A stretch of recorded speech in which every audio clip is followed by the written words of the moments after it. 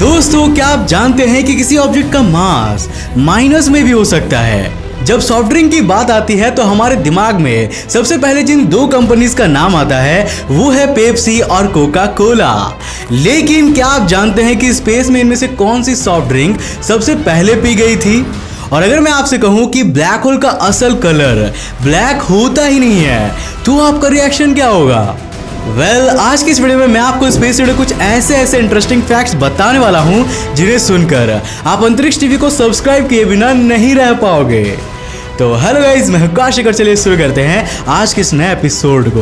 Video के शुरुआत में मैं आपको बताने वाला हूं LMC यानी कि लार्ज मैग्नेटिक क्लाउड के बारे में। ये धरती से करीब 1,63,000 लाइट ईयर्स दूर डोरैडो और मेंस्टा कॉन्स्टेलेशन में स्थित है। ये मिल्की वे की एक सैटेलाइट गैलेक्सी है, मतलब ये उससे ग्रेविटेशनली बाउंड है, या कहें तो शायद ये पहले मिल्की वे का ही हिस्सा थी। ये 14,000 लाइट ईयर्स में फैली हुई है और मिल्की वे के कंपैरिजन में करीब 100 गुना छोटी है। इसका मास हमारे सूरज से 1000 करोड़ गुना ज्यादा है और इसका शेप एक बारेड स्पाइरल है। ऐसा माना जाता है कि अगले आने वाले करीब 240 करोड़ सालों में ये गैलेक्सी हमारी मिल्की वे के साथ कोलाइड कर जाएगी और मिल्की वे में एक बार फिर से शामिल हो जाएगी। अभी तक की हमारी रिसर्च में हमें यहाँ पर 60 globular clusters, 400 planetary nebula, 700 open clusters और हजारों जायंट और सुपर जायंट स्टार्स खोजे हैं। टेरेंटुला नेबुला जो हमारे लोकल ग्रुप का सबसे एक्टिव रीजन है वो भी लार्ज मैग्नेटिक क्लाउड में ही स्थित है और यही कारण है कि लार्ज मैग्नेटिक क्लाउड में स्टार्स का फॉर्मेशन बहुत ही तेजी से हो रहा है। दोस्तों, अगर मैं आपसे कहूं कि मैं किसी चीज को अपने से दूर फेंकता हूं, फॉर एग्जाम्पल मेरा मोबाइल, मैं अपने से दूर फेंकता हूं और वो दूर जाने के बजाय मेरी तरफ आने लगता है, तो क्या आप बिलीव करोगे? हमारी दुनिया में जब हम किसी ऑब्जेक्ट पर फोर्स लगाते हैं तो वो उसी डायरेक्शन में एक्सेलरेट होता है जिस डायरेक्शन में फोर्स लगाया जाता है। ये है न्यूटन का second law of motion, F=ma, यानी कि force equals to mass into acceleration. क्या कभी आपने ये सोचा है कि अगर हम इस इक्वेशन में m मतलब कि मास की वैल्यू नेगेटिव में रख दे तो क्या होगा? अब आप सोच रहे होंगे कि किसी भी ऑब्जेक्ट का मास नेगेटिव में थोड़ा ही ना होता है यार। यही तो दिलचस्प फैक्ट है। साल 2017 में अमेरिका की वाशिंगटन स्टेट यूनिवर्सिटी के एक प्रोफेसर पीटर एंगल्स और उनके कलीग्स ने मिलकर एक एक्सपेरिमेंट किया। उन्होंने रुबिडियम के एटम्स को एब्सोल्यूट जीरो से बस थोड़े ज्यादा टेम्परेचर पर, यानी कि करीब -273 डिग्री सेल्सियस पर उन्हें कूल किया।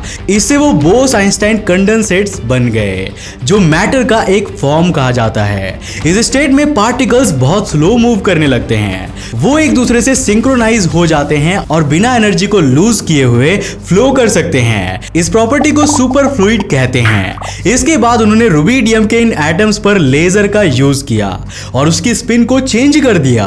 इस दौरान उनकी स्पीड भी काफी बढ़ गई थी। लास्ट में उन्होंने इस लेजर ट्रैप को हटा दिया।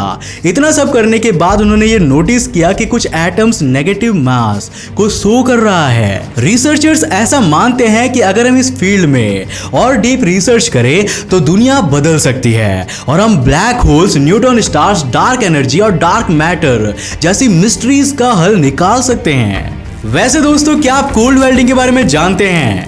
ये एक ऐसा फेनोमेनन होता है जिसमें अगर दो सेम मेटल से बने ऑब्जेक्ट्स वैक्यूम में एक दूसरे को टच करते हैं तो वो एक दूसरे के साथ जुड़ जाते हैं। इसे हम कॉन्टैक्ट वेल्डिंग भी कहते हैं। अब चूंकि स्पेस ही सबसे बड़ा वैक्यूम है तो यहाँ ये फेनोमेनन सबसे ज्यादा देखने को मिलता है। अगर आपने कभी नॉर्मल वेल्डिंग देखी होगी तो उसमें दो पीसेस के जुड़ने की एक प्रोसेस होती है। सबसे पहले उन दोनों पीसेस को एक साथ कॉन्टैक्ट में रखकर उन्हें गर्म किया जाता है। इससे वहां पर एक लिक्विड फेज क्रिएट होता है और इसके बाद वो ऑब्जेक्ट्स कनेक्ट हो जाते हैं। लेकिन कोल्ड वेल्डिंग में ना तो कोई हीटिंग होती है और ना ही कोई फ्यूजन।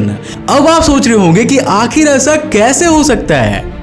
यहाँ पर जब दो ऑब्जेक्ट्स एक दूसरे के पास आते हैं, फॉर एग्जाम्पल कॉपर के दो ऑब्जेक्ट्स एक दूसरे के पास आते हैं, तो कॉपर के एटम्स इतने ठंडे टेम्परेचर पर ये डिफरेंशिएट ही नहीं कर पाते हैं कि वो कौन से ऑब्जेक्ट से बिलोंग करते हैं। उन्हें तो यही लगता है कि वो दोनों ऑब्जेक्ट एक से ही है। ये यूनिवर्स भी काफी अजीब है यार। यहाँ पर इतने सारे फेनोमेनन होते हैं जिनके बारे में हम कुछ भी नहीं कह सकते। अब मैं आपको ले जाने वाला हूँ धरती पर मौजूद सबसे विशाल इंपैक्ट क्रेटर की सैर पर। साउथ अफ्रीका के फ्री स्टेट प्रोविंस में व्रेड फोर्ट नाम की एक जगह है जहां पर एक 300 किलोमीटर डायामीटर का इंपैक्ट क्रेटर है। इसे हम व्रेड फोर्ट क्रेटर कहते हैं।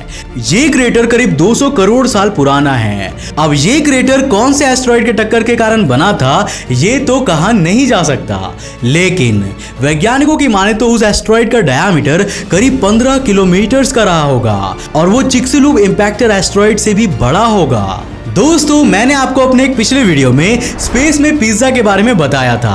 अब जब पिज्जा की बात हो चुकी है तो उसके साथ सॉफ्ट ड्रिंक तो बनता है ना। तो चलिए अब मैं आपको बताता हूँ स्पेस में पी गई पहली सॉफ्ट ड्रिंक के बारे में। 12 जुलाई 1985 को नासा ने स्पेस में अपना चैलेंजर स्पेस शटल भेजा था। इस स्पेस शटल में कोका कोला और पेप्सी दोनों ब्रांड्स की सॉफ्ट ड्रिंक्स के कंटेनर्स रखे गए थे। दोनों ही कंपनीज ने अपने सबसे प्रीमियम सॉफ्ट ड्रिंक्स को एस्ट्रोनॉट्स के लिए भेजा था, लेकिन एस्ट्रोनॉट्स ने सबसे पहले कोका कोला के ड्रिंक्स को पिया और इस तरह कोका कोला स्पेस में पी गई सबसे पहली सॉफ्ट ड्रिंक बन गई। अब आप ये सोच रहे होंगे कि आखिर कोका कोला को ही क्यों प्रेफरेंस मिली और पेप्सी को पहले क्यों नहीं पिया गया। वेल, इसका रीजन ये है कि भाई अब दो में से किसी एक को तो चुनना ही था ना। नासा ने दोनों की कंपनीज की सॉफ्ट ड्रिंक्स को स्पेस में भेजने से पहले उनसे एप्लीकेशन देने को कहा था और क्योंकि नासा के पास पहली एप्लीकेशन कोका कोला कंपनी की तरफ से आई थी तो उन्होंने उसे ही प्रेफर किया। दोस्तों, ब्लैक होल्स इस यूनिवर्स के सबसे बड़े रहस्यों में से एक है, लेकिन क्या आपने कभी ये सोचा है कि इनका नाम ब्लैक होल्स क्यों रखा गया है? अब भाई आप कहोगे कि इसमें सोचने की बात क्या है भाई, इनका कलर ही ब्लैक होता होगा और इसीलिए इनका नाम ब्लैक होल्स रखा गया है। लेकिन क्या वो पूरी तरह से ब्लैक होते हैं? जी नहीं, ब्लैक होल्स का कलर ब्लैक ही होता है, लेकिन वो प्योर ब्लैक कलर के नहीं होते। आपने अपने स्कूल्स और कॉलेजेस में ये पढ़ा होगा कि एक ट्रू ब्लैक बॉडी कोई पार्टिकल्स या फिर कोई रेडिएशन को एमिट नहीं करती है। महान एस्ट्रोफिजिसिस्ट स्टीफन हॉकिंग के अनुसार ब्लैक होल्स टिनी पार्टिकल्स को रिलीज करते हैं। इन पार्टिकल्स के रिलीज होने के कारण ब्लैक होल्स का मास और रोटेशनल एनर्जी लगातार कम होती जाती है और इसीलिए इसे ब्लैक होल इवेपोरेशन भी कहते हैं। स्टीफन हॉकिंग ने इसके बारे में साल 1974 में बताया था। अब चूंकि ब्लैक होल्स पार्टिकल्स को रिलीज कर रहे हैं तो वो पूरी तरह से ब्लैक नहीं हो सकते और black holes true black colour के नहीं होते हैं। आखिर में मैं आपको बताने वाला हूं इस यूनिवर्स में इंसानों के लिए छिपे एक और जानलेवा खतरे के बारे में, जिसके बारे में आपने अभी तक नहीं सुना होगा।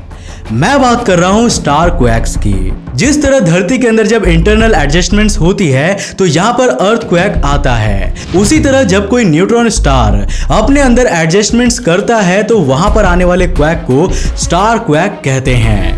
27 दिसंबर 2004 को साइंटिस्ट ने धरती से 50,000 लाइट ईयर्स दूर सैजिटेरियस कॉन्स्टेलेशन में स्थित मैग्नेटार SGR 180620 पर ऐसा ही स्टार क्वैक रिकॉर्ड किया था। उस स्टार क्वैक का मैग्नीट्यूड 32 था, जबकि धरती पर आज तक आए सबसे भयानक अर्थक्वैक का मैग्नीट्यूड 9.5 ही था, जो चिले में आया था। अब आप खुद ही ये इमेजिन कर सकते हैं कि वो स्टार क्वैक कितना ज्यादा खतरनाक होगा। अगर ये न्यूट्रॉन स्टार धरती के 10 लाइट ईयर्स के रेडियस में होता तो धरती पर एक भी जीव नहीं बच पाती और यहाँ पर एक और मास एक्सटिंक्शन आ गई होती। अब आप खुद ही समझ सकते हैं कि इस यूनिवर्स में हम इंसान और धरती पर रहने वाले जीव कितने सेफ हैं। इस जिंदगी का कोई भी ठिकाना नहीं है भाई। तो फिर फालतू की लड़ाइयाँ छोड़िए और अपनी लाइफ को एंजॉय करिए। अगर आपको वीडियो पसंद आया तो उसे लाइक करने के साथ साथ अपने फ्रेंड्स और फैमिली के साथ जरूर शेयर करना। अगर आपने अभी तक हमें फेसबुक और इंस्टाग्राम पे जाके फॉलो नहीं किया तो कर क्या रहो यार, जल्दी जाके हमें फेसबुक और इंस्टाग्राम पे जाके फॉलो करो। अगर आप नए हो चैनल पे तो ऐसे इंटरेस्टिंग वीडियोस के लिए चैनल को सब्सक्राइब करने के साथ साथ नोटिफिकेशन बेल को भी कर देना ताकि आप देख सको हमारे वीडियो सबसे पहले। तब तक के लिए बाय, जय हिंद।